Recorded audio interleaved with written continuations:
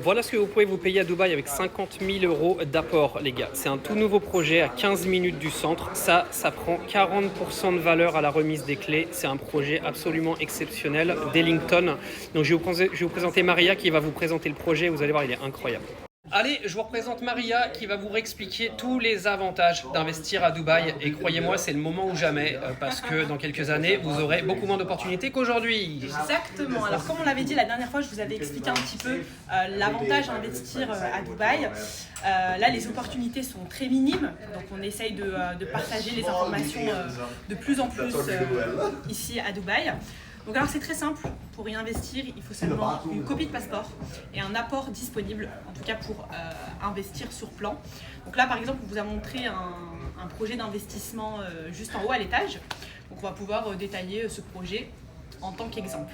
Oui, donc vous avez été également beaucoup à me demander comment se passent les plans de paiement à Dubaï, donc Maria va vous expliquer aussi. Alors c'est très simple, du coup les plans de paiement, pourquoi les promoteurs proposent, c'est pour faciliter l'investissement du coup à Dubaï.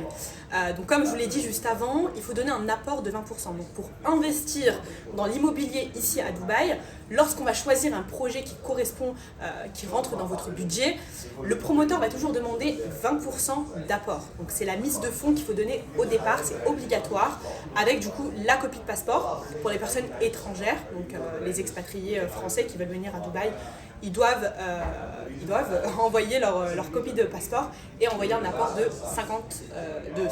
20%. Voilà. Donc je disais, donc une fois la mise de fonds faite, du coup, vous allez recevoir votre contrat d'achat, donc qui s'appelle le SPA. De toute façon, je pourrais donner des détails aux personnes intéressées. Et ensuite, en fait, le promoteur va vous proposer un échelonnement du prix d'achat sur plusieurs années. En fait, c'est comme le crédit qu'on peut retrouver auprès des banques, sauf que du coup, il n'y a pas d'intérêt, c'est avec la propre trésorerie de l'investisseur.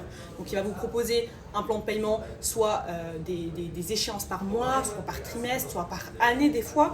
Donc, ça va vraiment dépendre du projet. Si par exemple, on prend l'exemple du projet Ellington que je viens de présenter à Dylan juste avant, c'est des échéances qu'il faut donner tous les 5 à 6 mois. Donc une échéance de 5% tous les 5 à 6 mois. Donc au total, pendant la construction, il devrait donner 70% du prix de l'appartement et 30% à la remise des clés.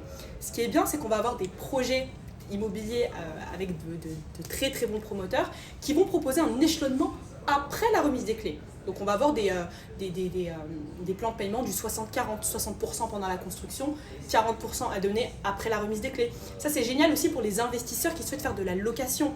On va pouvoir gérer la location, placer les locataires chez nos investisseurs et du coup ça va amortir les 40% après la remise des clés qui sont sur 6 ans par exemple. Donc voilà un petit peu l'ensemble des plans de paiement à Dubaï.